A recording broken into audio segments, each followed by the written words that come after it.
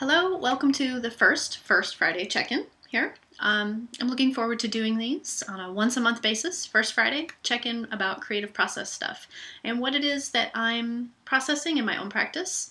And I would also love to hear about what it is that you're working with in your practice as well. We can use this time together for inspiration or to just share intention for the next month or celebration of the past month or even either a little inward contemplation, or we could even have some discussion or conversation online about where we're at in relation to these ideas.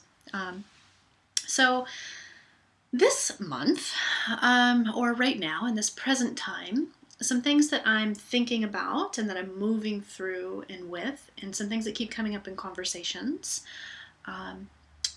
in my work are around ideas about creative process as experimentation, process versus product, and ideas about what it means to complete a piece or feeling that the piece is finished or a sense of connection with it. And these are really important topics. And if you make art or you art journal or you create anything that has a starting and a stopping point, I think that this comes up in the creative process itself. So part of it is like, sometimes it happens like in the middle of a piece. We get to a point where we don't know what to do with a piece or what the next step is, right? We want it, maybe we want it to be done. We want it to be done because we're feeling stuck in it and we're not in that timeless creative zone, right?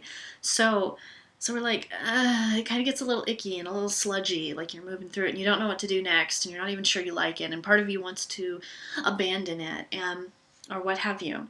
And when we're more in a centered place or more in a zone with it, we don't often think about wanting to discard the piece so quickly. We're more committed to seeing it through, to developing the relationship with the piece and seeing where it's going, letting it run its course, right? So when we get to these points where we feel stuck and we want a piece to be done, it's often... really what it's often about, I find, is that, okay, first of all, you're not done with it. If you're at that point, you're not finished with the piece. And that either means you have to make a decision to work with the piece more, right? See these as relationships. That's how you got to see your creative process. It's so cool when you do. So you either want to develop that relationship with the piece a little bit more, or you need to say, you know what, my life is full. This relationship isn't working right now. Things aren't lining up. I'm going to step away. And what helps me going into a piece, whether I'm doing an art journal spread or like a painting or something like that, is, or even making a gift even, is to be clear on my intentions for the piece. So am I creating a page in my art journal that's like my idea book? And so I have a lot of art journals. And actually this quote that I put on the front of this one next to me here, which you can't see, is very much around this topic. And it says, the destination is never a place, but a new way of seeing things.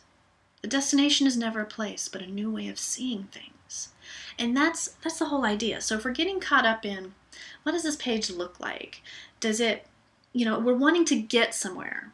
Am I feeling connected with it? We're wanting to get somewhere. We're wanting an outcome.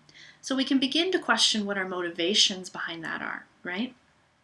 And then come back to the intention. So if we see the process as not about the product at the end, but about discovering new ways of seeing things, then if we start to feel stuck, we can say, okay, well, I'm stuck because I'm seeing this in this one way that says that it's not pleasing, that says that it's not going anywhere, that says whatever, all those things that come up in judgment. So what can I do to shake up the way I'm seeing it? If this is really about discovering new ways of seeing things. So that's one that I apply to my practice, my process a lot, and my life as well. Very, very helpful. So being clear on your intentions. Now, if you're making a piece like on canvas or paper, and perhaps you're an artist who creates things to sell, perhaps that's your livelihood even, right? So being clear on the intention there, that you are creating a piece and you're going to want to take it to this place where there's this sense of aesthetic connection between you and the piece, and then that you might present it to the world in that way, right? So it carries on a life outside of your personal practice. And if that's what you do, you can work with these same ideas in that. And what I find is that if I'm not connecting with a piece, again, I'm not done with it. So that can look one of two ways. And for, at least in my experience, there's multiple ways, but there's one of two ways I tend to lean toward with that.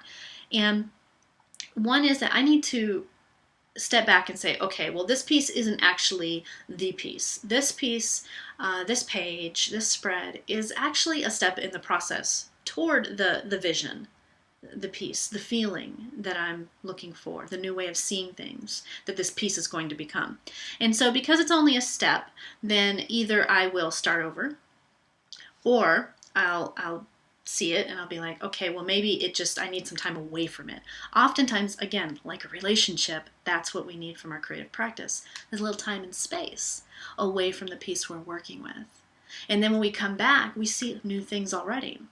And there's something about that. And I think it's because there's life in between. We're with a piece here, we're not seeing anything in it.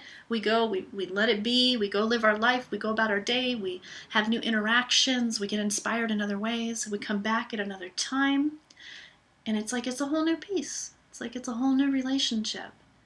There's a different ground to begin on again. And sometimes it becomes almost so obvious what the next step is because we gave it time and space to breathe. So that can be really important. And I have an example of one. And this piece is complete now. But this is from when I first got out of college.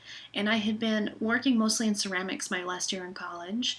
And I graduated, and then I had no access to studio, right? And so that was a whole different time. And I had taken a painting class in college, but it had been some years before. But I had some paints and I had some supplies, including some canvas boards. And so I was just playing around in my apartment when I wasn't working. And I made this really horrendous painting. I made a lot of horrendous paintings, but I was at least moving color around, and that's what I was doing. But this particular board, for some reason, I've held on to it. It came with me in many moves, across many states, in a box with some other old art that always felt a little unfinished. And just this year, so like 13, 14, 15 years later, something like that, I was going through that box, and this piece, all of a sudden, it just had like new breath to it for me. It never seemed like much before. I knew it wasn't done. It wasn't something I really would show anybody. But just this year, it had new breath for me. And so then I worked it a little bit more in my process. And there it is. You know, and it is what it is. But what it did give me this year was a sense of completion with this particular process. And in the creating of it, I began to see parts of my painter self and parts of things from my life back in that time and how those threads were connected to parts of my life now by engaging with this piece again. So something can be said for putting a piece away for a while, even for a long time, and then coming back to it with some fresh energy and fresh perspective. It can be surprising and enjoyable and helpful for our process. The other decision or the other step is that if I'm not connecting with a piece, like I said, it's because I haven't spent enough time with it. We're not done yet. And so rather than running from the discomfort, running from the judgment, running from these like icky kind of feelings that sort of come up, and there's a whole gamut of fear gremlins and critics, right, that can come up in that part of the process. Rather than running away from that, what I really need to do is I need to sink a little deeper into being with that piece. And it can get a little bit more uncomfortable before it gets better. But what I find in the way I work is that this means layers. This means shifting the way I'm thinking about it. If I'm thinking about a small area, thinking about the whole thing. If I'm thinking about the whole thing, thinking about a small area. If it's a piece without an extended vision, if it's more of an intuitive piece, it can be just about switching the angle that I'm looking at it, bringing it into a new room with new light. Oftentimes, there's a sacrifice involved. So there may be a portion of the piece that I really love, but overall, it's just I'm not settled with this piece. And I'm sure some of you can relate to this. I've had pieces where I just almost get mad because I just don't, what is going on, you know? And so you have to kind of let go of your idea of where it's going and let go of your original intention sometimes, or let go of a part of it that you love in honor of what it wants to become. And so the layers then build upon, and then the seeing is allowed to grow and evolve, and the layers become a whole new way of seeing. So again, like that quote says, the destination becomes about a way of seeing rather than getting to a place. But the paradox, the irony, is that that new way of seeing, or that sacrifice, and that being with the discomfort takes us to the peace that gives us that sense of complete. And so complete can be different than an aesthetic pleasing as well. It can just be a sense of closure with this, whatever this was that I was carrying around for so many years, coming full circle, seeing the connection. So those are some straight from my heart thoughts about that. And the bottom line, I think, is that take yourself somewhere. And be courageous enough to take yourself into the discomfort a little bit, because that's the whole idea behind a creative practice that's about process, is expanding what those comfort zones are and what that means. Move yourself past the point where you're at. What does that look like, and what does that feel like? So this first Friday, that's my offering to you, my thought offering, my heart offering. And I wonder what parts of your creative practice are feeling complete, are feeling close to complete, are feeling like they need some space, or are feeling maybe just like steps in the process and ready to be, set aside, and the next piece or the next expression begun. So thanks for being here. Leave me some comments. Let me know what you're working on. That'd be awesome.